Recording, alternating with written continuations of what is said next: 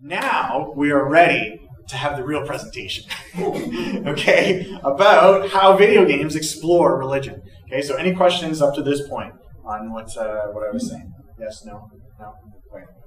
Okay, there are 5 ways that I have categorized how video games have handled religion or worldview. Okay, the first way is nothing. So there's nothing to say. No, I still have things to say. Okay, so you're all familiar with this game. This is Super Mario World, and Super Mario World was awesome. So Super Mario World, 1991, sold 20 million copies. Okay, you are about to see all the story that exists in Super Mario World. There it is! That is all the story that there is in Super Mario World. Okay, so once you read that, you just play, and until you win, you get the princess and everything is happy. Okay, so putting serious issues into that, that's like trying to find meaning in the old carnival game Whack-A-Mole, right? Like, Whack-A-Mole just is Whack-A-Mole. You just, the moles pop up, you whack them on the head, there's no existential, deconstructionism happening in that. It's just fun to whack moles on the head, okay? So, that's Super Mario Bros. And there's many, many games that you can put into this category. Farmville, or Farmville 2 is a Facebook game. Farmville came out in 2009, and it has 40 million daily players. 40 million daily players, right? That connect up, do their little bit, farm their farm, and off they go. Okay. Again, is there any way to explore deeper issues and whatever? No, there isn't. Like, it would just be forced. And Minecraft, probably all heard of Minecraft. Minecraft's been a big craze in the last year. There's really nowhere to put, again, any kind of serious issues, whatever. Minecraft is just a really interesting Lego simulator type game, and it came out in 2012, and it sold 20 million units. Right, so these are doing 10 times that kind of industry average. Okay, so that's a really quick and easy one. The games that do nothing. Okay, now we get more interesting. The games that exclude religion, worldview. Okay, this is.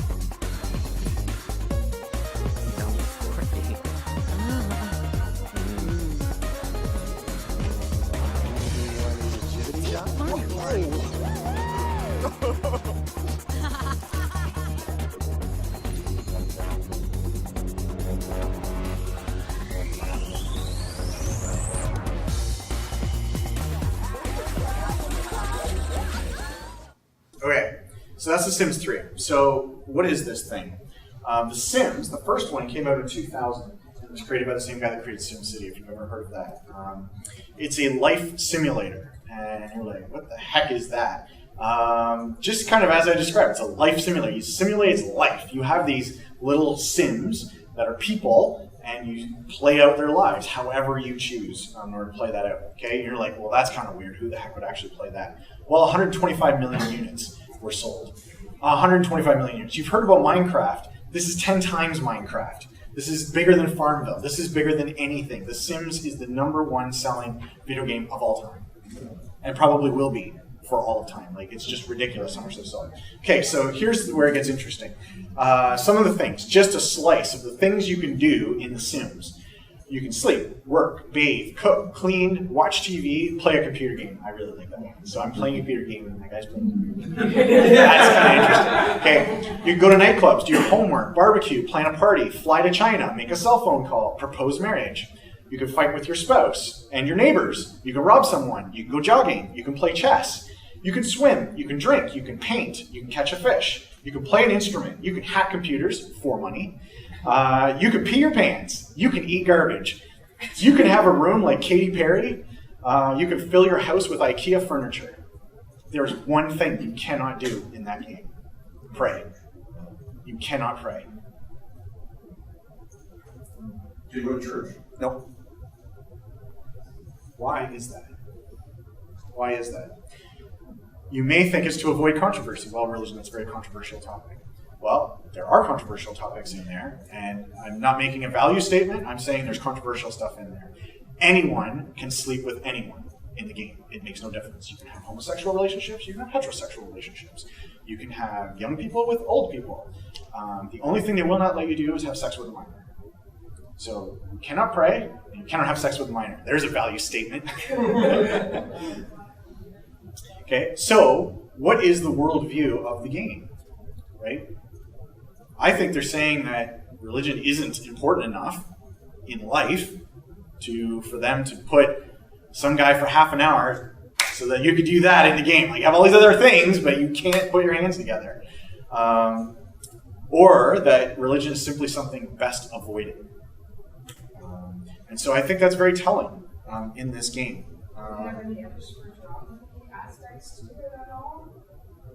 Yoga is probably the closest. You play the Sims? All the time. Oh, well then.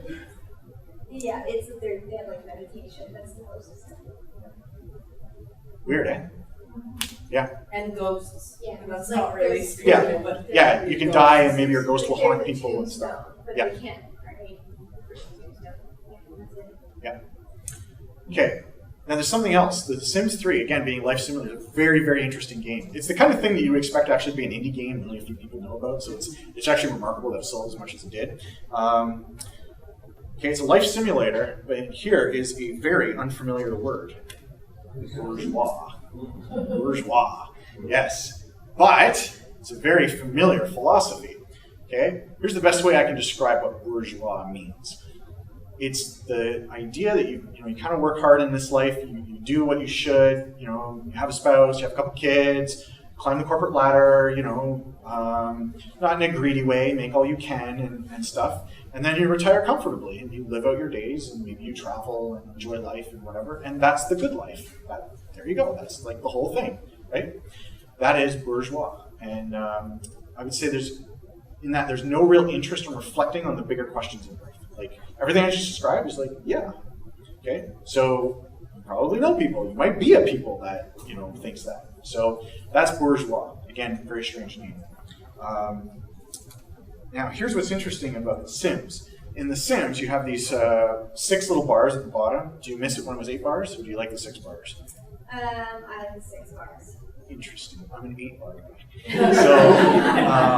So in The Sims, you have a hunger meter, and so as that gets down, then you need to eat something, and then you have like a happiness meter, and so as that goes down, then you need to do something fun, and you have a social meter, and as that goes down, then you need to socialize with someone, and so it's by managing these meters and giving them things that keeps them happy, and if they're happy, then they're able to earn maybe more money or get a promotion at their job, or the relationships go better, and all this kind of stuff. Okay, so that's kind of. It sounds weird to call it a dollhouse game, but like that's kind of what it is. I bet he's smiling away at that. Like, why would guys play this game? But I do. I like it. It's fun. It's interesting. And they ignore you if you don't. Like, if you don't feed them, then they'll just go on their own and just go get food. Yeah. Even if you don't command them to. Yeah. There's an autonomy to them as well. And so, anyway, that. By giving them things, whether it's buying them like a new stove, well, that new stove allows them to cook better. So now a meal is like more satisfying so it fills up your bar instead of like a little tiny bit, like a whole bunch or something like that, right? And so the whole game has all these items that you can buy and put in your house that feed these needs that they have, right? The need to sleep. Well, if you have a more expensive bed, then you get more rest from sleeping than if you have a cheap, crappy bed. Okay, that kind of makes sense. Okay. And you only have so much money in order to spend, and then you have to get a job, and then you have to work your job, and then you get more money. But as you buy things, a certain percentage, I think it's somewhere around 3% of your total household wealth goes to bills. So as you buy more things, then your bills go up. Okay, so what do you need? A better job. Okay, so this is the beginning. When you just kind of start the game, you start off with $20,000, and you can afford kind of a small little house like this, but it has like a few things. It's not a very fancy house.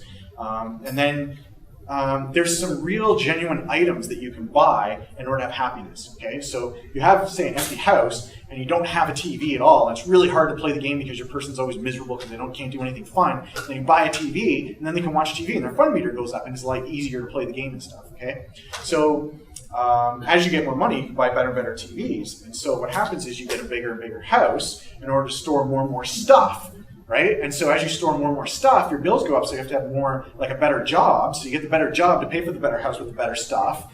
And then you end up here, the good life, okay? Well done. Thank you. I did a lot of playing to get there. Yeah. Okay. Now here's what's really interesting about this. Playing the game, you reach the end of the bourgeois philosophy. You live it out. And it's meaningless. There is nothing at the end. It's just, I guess I could play some more. I guess I could get, like, when you stop having these little goals along the way, that just that promotion, or just I'm going to get married, or just that one more kid, you find out it's all meaningless. And so Socrates said, the unexamined life is not worth living.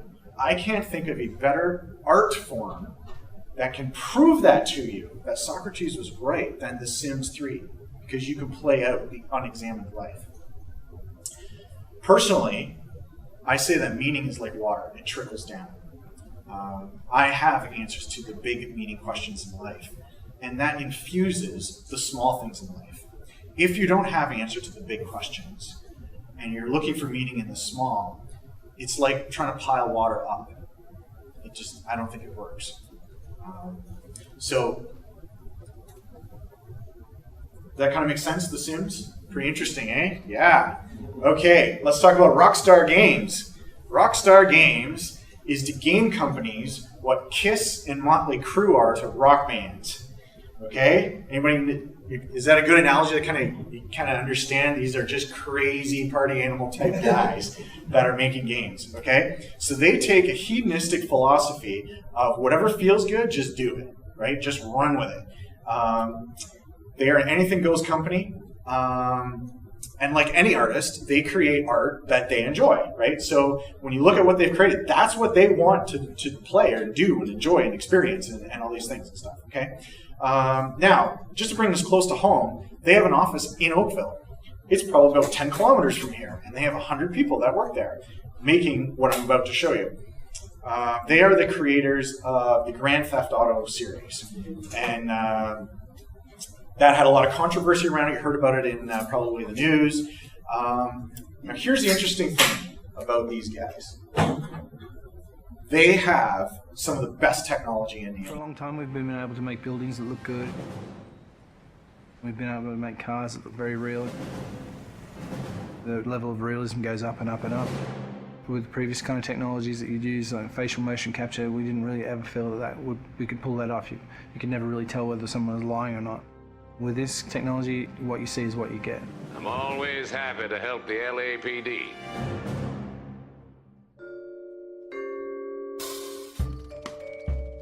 We started research on it about 5 years ago. Back then, only research groups were really doing it, this kind of 3D mesh generation from optical cameras. We thought that there might be some application for what we were doing, and this story is a detective story, so the believability of the actors' performances is key to gameplay.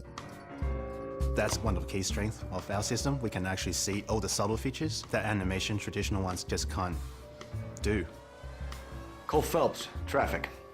What have we got?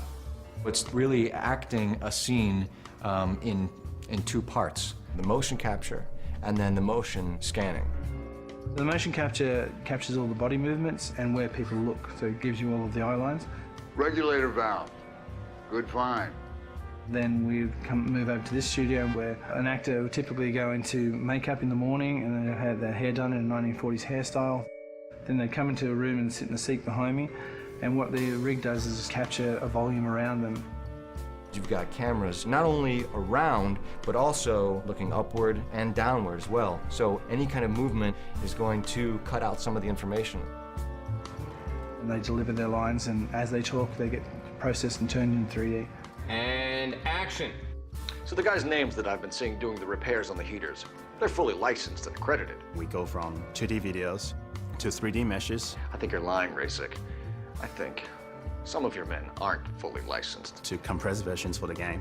I think some of your men aren't fully licensed. You're desperate to cover your sales. The level of detail is just so high that they're just like a real person in life.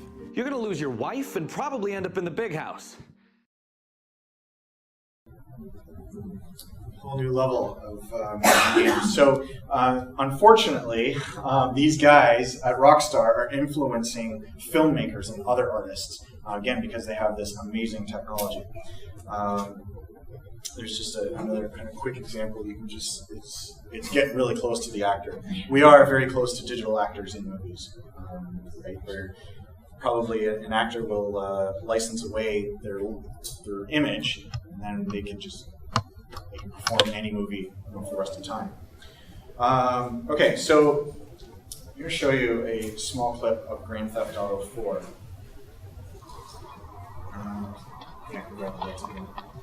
Okay, so this person starts off in their apartment, and he's just taking the weird way down the stairs. And this is what they call an open world game. Therapists, it's lies!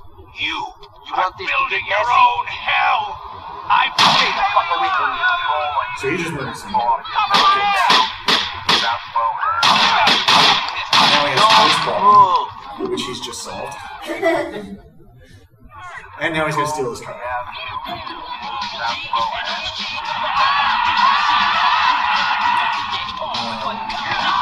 I would say this game is ripping on the so you'll see that he's going to be driving around, and there's this big car chase that happens. What he's trying to do right now is he's trying to get away from the police within a certain and so if he's able to get away within a certain range of the police, then they'll stop hunting for him and just get away with and so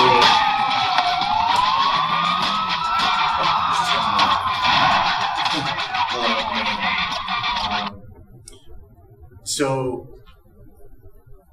in this game, if you can get away with it, it's okay. Okay, that is the predominant spirit of that game. I bought it, I started playing it, and that's when I was like, yeah, this makes me feel dirty. And so I stopped. And now, this idea, you might be like, well, it's a fantasy game, like, okay, whatever. What does that really mean? That philosophy played out here. Okay? If you can get away with it, it's okay. So I think it's very interesting what you spend your time enjoying. If you're constantly playing something, it's like, hey, if it's okay, if you get away with it, that could be brought into the boardroom as well. So you play out the worldview. Okay? So, any questions on that before I move on to context? No? Sufficiently disturbed you? Yes. Yeah, sorry. Okay, so context. What I mean by context is religion more as window dressing. Okay, so it's not excluded, and it's not there. It's there, but it's not really all that important. So I will, for the sake of time, just kind of breeze through this. Final Fantasy IV, 1991, sold 5 million units. Has the Tower of Babel, was built by the Uniting of Humanity. So in the game, the Tower of Babel was built by the Uniting of Humanity and houses a great power from the moon. And once you finally get to the Tower of Babel, then the Giant of Babel, which is basically God, comes and intentionally confounds humanity. Okay, so you're like, wow, that really has a lot of allusions to what we read in Genesis in the Bible, right? Yeah, but it doesn't really matter. Like, to the actual game, like, you can read that and you can know that that's what's happening, but it's like, who cares? Like, you can still play the game and completely reject all that. In Final Fantasy VII, the one that is the most expensive game ever made, sold 10 million units. And it was the game that basically sold the PlayStation. So when the PlayStation 1 came out and this game came out, they kind of coupled together is what really gave Sony the top game system of that time. So it actually heavily draws from Kabbalah, the Jewish mysticism that Madonna follows, as one example. I won't even go into all of it, but there's like a lot of Shinto religion and stuff. There's a lot of Japanese culture that comes out through these things, and they don't care about putting in their spiritual beliefs and stuff within their games. It's just in their society there isn't the separation of church and state kind of controversy that we see a lot in our media and stuff, and so it just kind of comes out. So I'm going to talk about Final Fantasy X, but in the interest of time, I'll just skip over it. Final Fantasy X came out in 2001. $32 million budget, sold 6.6 million copies. Let's skip that. Baldur's Gate. The total average price. Oh, average price of a game is $50. Yeah, so when it says 6.6 million, then multiply by 50, you get $300 million. So it's worth it. Okay, so Baldur's Gate came out in 1998, sold 2 million units for the computer, and it is a role-playing game. What's a role-playing game?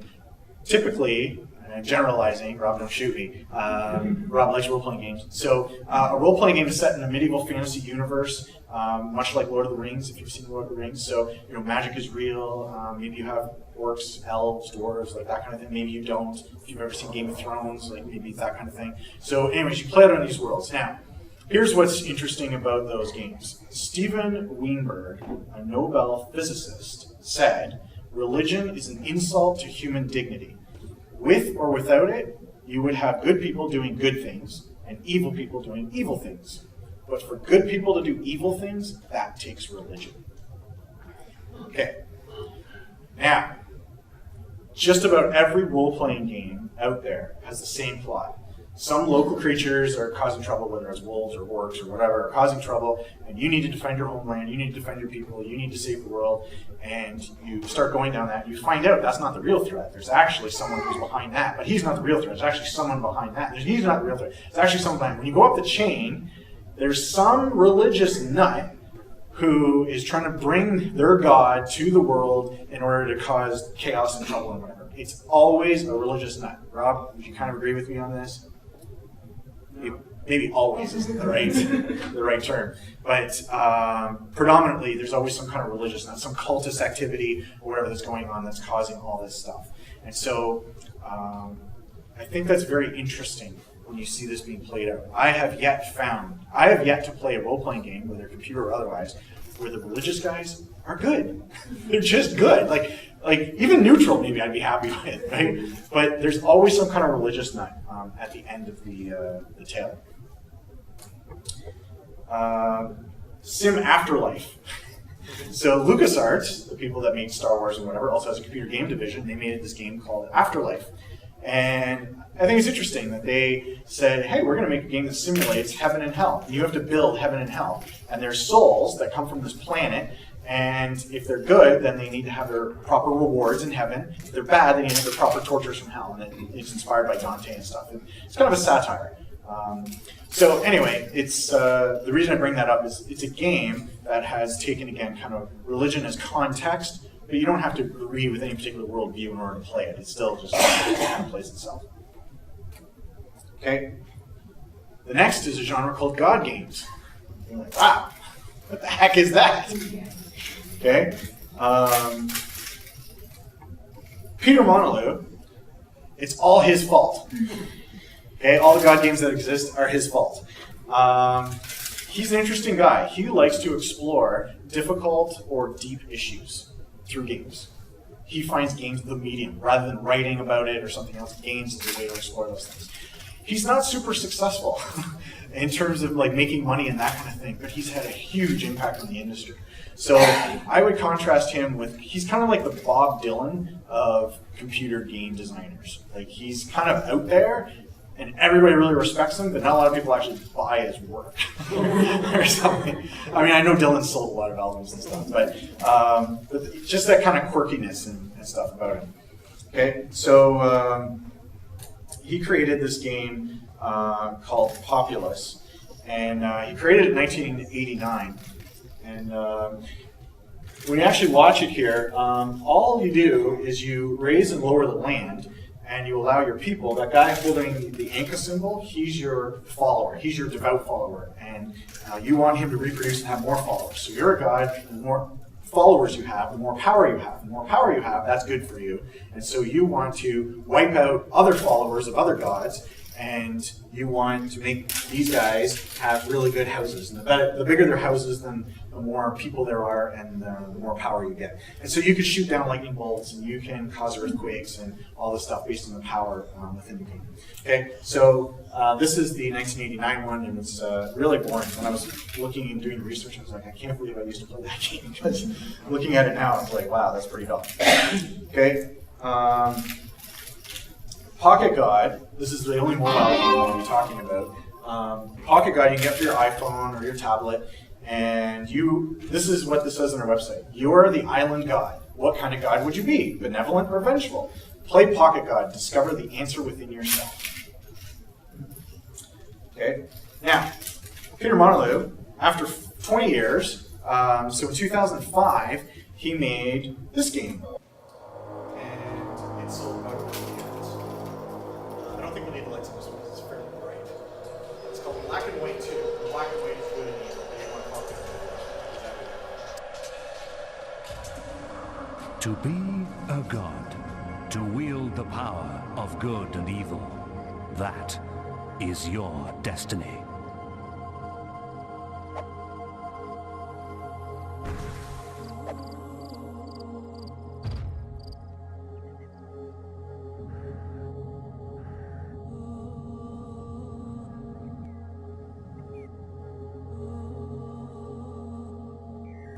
That's really good.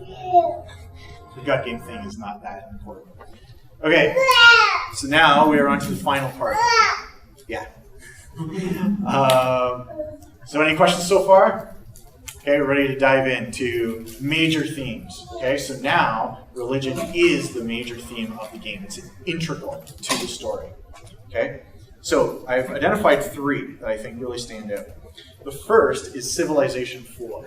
Civilization 4 is a turn-based strategy game where the player builds an empire starting from 4000 BC and playing all the way up to 2050 AD. Okay, so 6,000 years of history. And it's kind of cool because you build buildings, you try to build monuments, and you research technologies, and sometimes you fight wars with your neighbors and stuff, and you kind of lead the civilization through that. So we have something like today, the Japanese and Chinese cultures. Well, those have been around for thousands of years. We have an American and an English one. They haven't been around as long as the Chinese. Like, why is that? And that's kind of what this game plays out. Okay, so it's a very influential game. Came out in 2005. This particular one, obviously, there's been 4 of them. So, and there's now number 5, which just came out. Sold 3 million units. Here's something interesting. In 2010, it won a Grammy Award for Best Soundtrack in a video game. You're like, they have Grammy Awards for that? Yup! I told you video games were important. So there is a video game theme award. Okay, now, in the game, religion is mixed in with the geopolitics. Where do we see that in the world? Lots of places. You could say the US, but probably the first thing I would think of is the Middle East, right? Now, in this game, when you research technologies, they enable you to do something. Like you research maybe literacy, now you can build a library, and that's really good for scientific research and all this stuff. But if you research certain technologies, you get to found religion. And if you research monotheism, you get to found Judaism. If you researched polytheism, you get to found Hinduism. Okay? So the happiness of your people is really important in this game, and religion spreads by roads, trade routes, and missionaries in the game. And the reason that you would want to spread it is because the more religion you have, the happier your people are. And when it comes to geopolitics, if your neighbor has the same religion that you do, you're more likely to have an alliance. You're more likely to not have problems. Okay, so it starts to carve the world down religious lines. And I think in this game, they've actually done a really good job at representing that. As a Christian playing this game, I don't feel that they did anything bad or like offended me or stuff. I actually was really impressed with how they handled such a controversial topic within the game. They handled it very well. I guess ultimately the question they ask throughout the game is, what role does religion play in the forming of a nation and the forming of history? And you get to play that out. And if you wanted to play the game atheistic, you could. There's nothing mandating any of this stuff. So it's kind of interesting how it's open like that. Here's what's also interesting. When 5 came out, they totally did away with all that stuff. They got rid of all the religion. Don't know why. Okay, next game. Assassin's Creed 2. Came out in November 2009. Budget $24 million. I feel eyes on us. We could be here right now and we might not even know.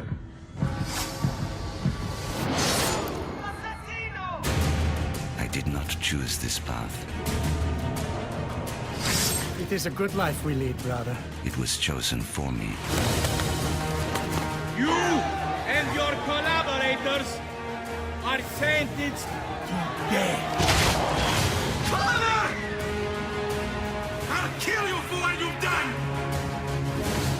At first, I thought vengeance would be easy. Incredible. The blade is designed to ensure the commitment of whoever wields it. Leonardo da Vinci, I am in your debt.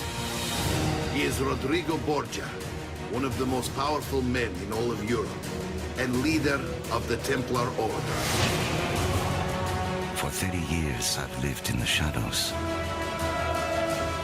Visited death upon those who deserved it. And vanished like the wind. I don't know who started this conspiracy. But I know who will end it. My name. Okay. Sold 55 million copies. It's a really big game. And these are some of the things it's been nominated for. Outstanding Achievement in Animation, Art Direction, Visual Engineering, Gameplay Engineering, Original Story, Original Music Composition, Sound Design, Game Direction, Game of the Year, Overall Game of the Year, Interactive Achievement Awards for Best Game Design, Best Visual Art, Best Technology, and Game of the Year. Now, when you start playing the game, the very first thing, before you even see the logo of the company, it says, this game was made by people of many faiths. You're like, well, that's the strangest thing to ever see at the beginning of a video game. Okay, it's a video game about vengeance. Your father is, I think, and your brother too, is wrongfully killed by this cardinal, and you go kind of on a vengeance story. You've seen this story many times in movies, but this one is different. In the future, like our very near future, like kind of the next 5 years, a machine is created that allows for the reading of memories through DNA. So the idea here is that all memories of all previous ancestors are actually stored in your DNA. So we are finally able to unlock that. And so by being able to unlock that, you are able to play out all these things that happened in this medieval period in Florence, Italy. Now, the ultimate memory that can be unlocked is that of Adam and Eve. Right? So now we're really getting into religious themes. And this is talking about the biggest conspiracy ever. So this part of the game comes from, you spend a lot of time in the game, it's probably a 20-hour game, collecting up these little pieces and getting these things called the truth. And you piece it all together, and then at the end of the game, big payoff, one of the big payoffs is being able to see what happened.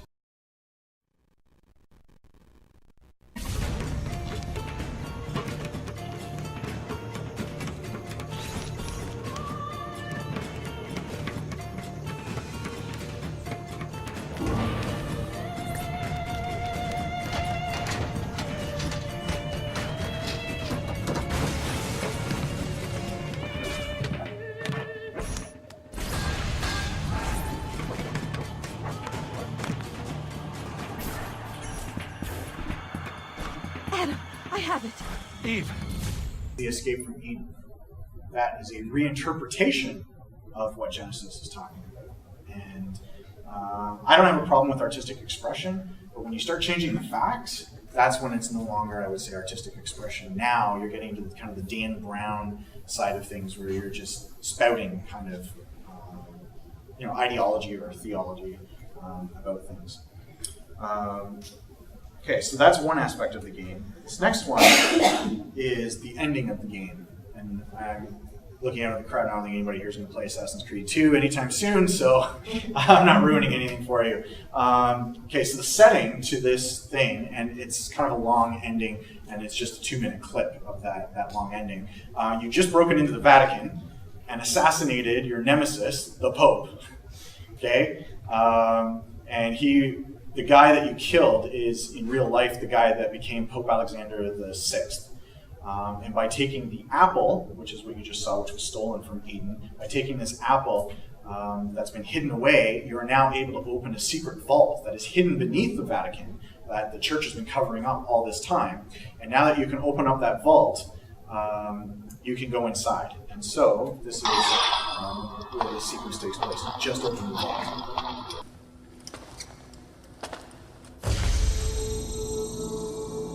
Greetings, Prophet.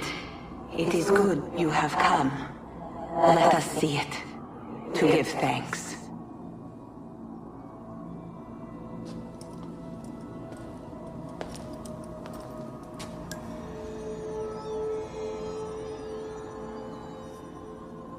We must speak. Who are you? Many names. When I died, it was Minerva. Before that, Merva and Mera. And on. The others, too. Juno, who was before called Uni. Jupiter, who was before called Tinia. You are gods. No, not gods. We simply came before. Even when we walked the world, your kind struggled to understand our existence. We were more advanced in time. Your minds were not yet ready. Still not. Maybe never. No matter. You may not comprehend us, but you will comprehend our warning. You must. None of what you are saying makes sense. Our words are not meant for you. What are you talking about? There's no one else here. Enough. I do not wish to speak with you, but through you. You are the prophet. You've played your part. You anchor him, but please be silent, that we may commune. Listen.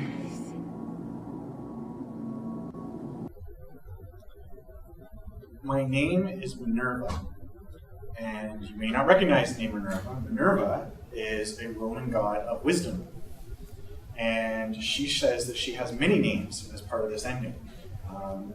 So in one statement, she's saying that all religions worship these beings that are not gods, these beings that simply are people or creatures that lived on Earth prior to human beings, and human beings kind of came along, and then we started to worship these things. And so, I don't know how clearly it came through on this, but what they're saying in the game is not only that all religions basically have this one single source, but that we're all misled, right? As far as like there are no gods. We're just worshiping these creatures that we think are gods because we're misled. And so here she is at the bottom of the Vatican giving the truth. And there's a later part where she says, "Guard against the cross, for there are many who will stand in your way," of spreading this truth out. Right? So this is some pretty heady stuff, right? This is not like the Super Mario world, like, hey, go save the princess. Okay? And the last game, Bioshock Infinite. Bioshock Infinite came out March 26th of this year, and it totally blew me away. I would say this game is the highest form of video game art available to us today. So if you ever get a chance to look at it, it's really something. And it's this game that prompted this talk. Because when I saw this game, when I played this game, I was like, it's here. It's here. It has opened the door to real dialogue, real discussion, that Matrix-style conversation across the cubicle of, is this reality all there is? Kind of thing. Okay, the setting is 1912, when a character called Zachary Comstock is fed up with the world as it is, and he sets up a new utopia where people can be free of the problems of this world. everyone who joins and follows Comstock's brand of religion is able to live in this society. So it's mandated as to what you can believe. It's reminiscent of the Mormon exodus that took place in the late 1800s from the eastern seaboard off to Utah. Okay, so it's drawing very much from that. But what's interesting is that Comstock doesn't go west, he goes up, and he builds a city in the sky.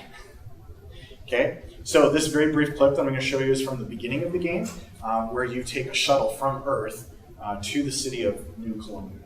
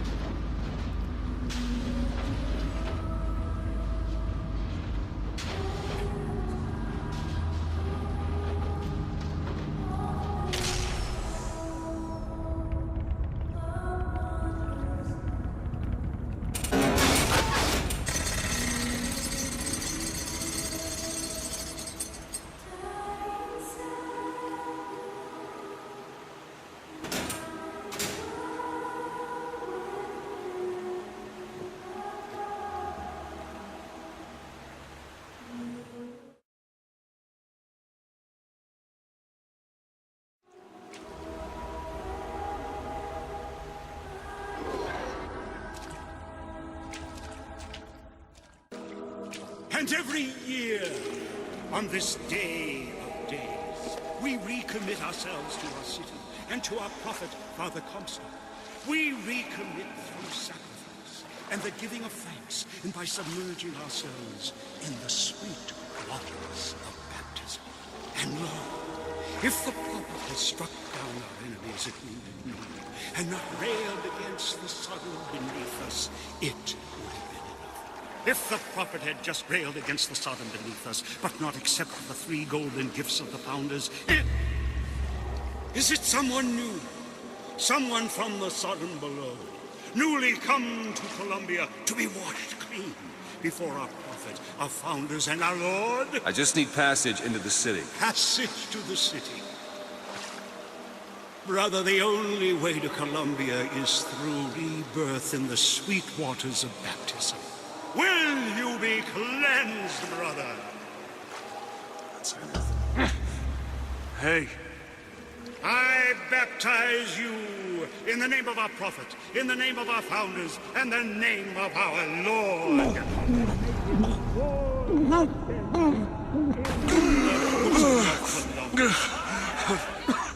I don't know, brothers and sisters, but this one doesn't look clean to me.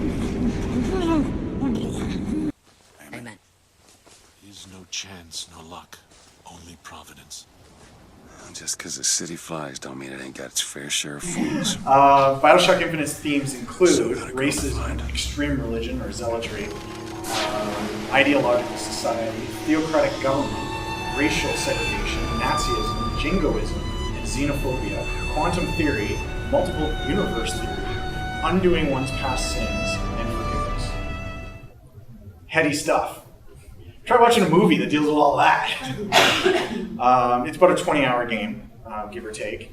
And what's interesting is one of the developers was a Christian and had some issues with something that was going on in the game. So I'll just read this a little bit from an article. Zachary Comstock's portrayal as a zealot has been deemed to offend gamers with strong religious backgrounds, that usually means Christians. As a member of the Bioshock Infinite development team, even threatened to resign over the game's ending, believing the game was saying, being religious causes you to be evil. Comstock was altered after the creator, Kevin Levine, spoke with this developer, who helped Levine to reconsider the notion of forgiveness in the New Testament and set to figure out why people came to follow Comstock and to understand the ecstatic religious experience that they would be seeking. Levine did not consider this reinvention of the character to be censorship, instead a means to present the story better to a broad audience.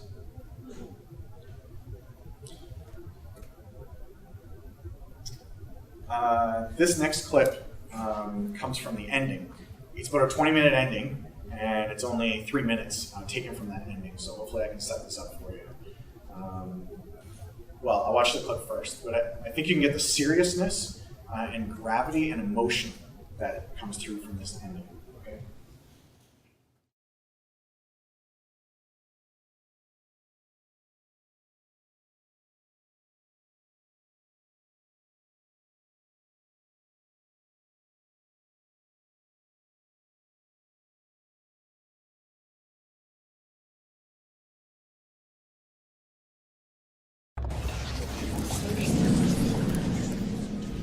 See? Not stars. They're doors. Doors to... To everywhere. All that's left is the choosing.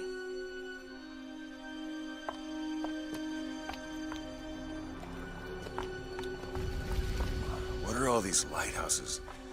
Where are we... Who are... There are a million worlds.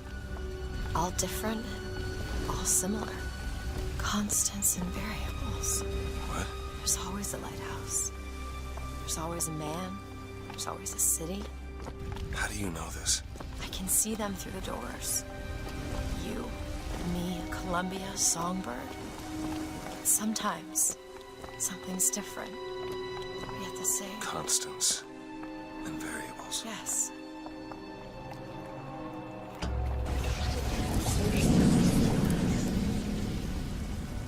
Look. It's us. Not exactly. We swim in different oceans but land on the same shore.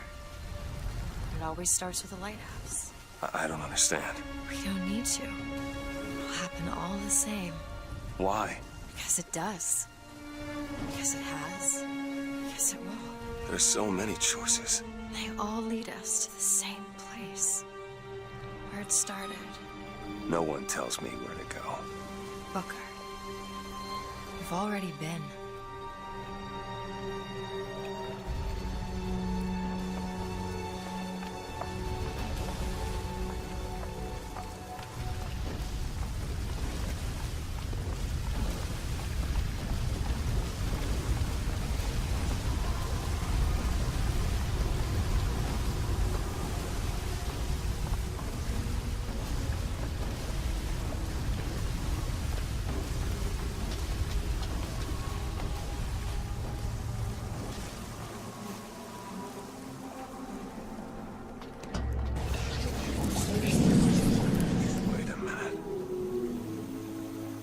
This place. I was here. It must have been 20 years ago, right after Wounded Knee. I was looking for... Come on now, time's a-wasting. Why were you here? Are you ready to have your past erased? Are you ready to have your sins cleansed? Are you ready to be born again? Take my hand. No, I don't want to. You already did, didn't you? Are you ready to be born again? I am. Do you hate your sins? I do. Do you hate your wickedness? Yes. Do you want to clean the slate, leave behind all you were before, and be born again in the blood of the Lamb? Jesus, wash this man clean. Just looking at that, I don't know if that's coming through for anybody else, but I just found the voice acting was just so good. It sounded so authentic. Oh yes, it sounds so authentic. It makes you want to think a certain way about the scene. Yeah, having not played the game for 20 hours, right, leading up to that moment, you're just like, what the heck? Here we are, another baptism, right? But it's bookending, and there's reason behind all that and stuff. But just the way in which it's done, this is what's important. It wasn't cheesy, right? How many cheesy movies have you seen, Christian movies or whatever, right? That try to, have some kind of baptismal scene or whatever. Here's a guy who's agnostic. He doesn't know what he believes, really, who made a better baptism scene than all the Christians that I've ever seen trying to do it, right? That's what really amazes me. And so when I saw Bioshock Infinite, I saw, as a game developer and as a Christian, I was like, he's legitimized the expression of my faith in a new art form. Right? That's what Bioshock Infinite has done. As I just said, he's agnostic. And so there's, I don't know how well you could hear it, but I'll just repeat a few things that were said in that. Each lighthouse represents a world, a dimension. What are these dimensions? Well, they could be anything. Worlds never even heard of, but they also are the outcome of every possible situation and choice. So for instance, if you decide to stay at home and play Bioshock Infinite, rather than go to work, another dimension would be created for where you didn't stay home and where you did go to work. So a new world is created for everything that you could have ever been, right? So this kind of branching of the possibilities of your life, right? So it deals very seriously with that. And through that, it's now talking about predestination. How can God know the future, right? Is it because he sees all branches and is able to know that? Or does he know the path you're going to take? Is there truly free will? Or are these branches that you're taking just already preset? These are the kind of issues Bioshock Infinite is asking. I'm not saying he's answering, but he's certainly asking. And the what-if scenario about undoing past wrongs. Kevin Levine, the writer, has no answers, and so that's why his game doesn't either. So when you're talking to the character there, Elizabeth, she said, Booker, that's your character, says, I don't understand. And she says, we don't need to. That's very telling about his worldview. Then Elizabeth says, he says, I don't understand. Then Elizabeth says, because it does, because it has, because it always will. That's as much of an answer as you get in the game. So Kevin Levine is exploring important questions, and those questions do have answers. And I respect him for asking those questions in a serious way, in an important way. So, conclusion. We've seen how technology has improved, and we've seen how we went from just having a story at all was a big moment, right? To then having religious ideas as context, to then exploring the deepest questions of the soul, right? So I hope that I've been able to show you today that we are talking about a very powerful medium that's about to start a new renaissance. And I'll close with some words from the Smithsonian exhibit.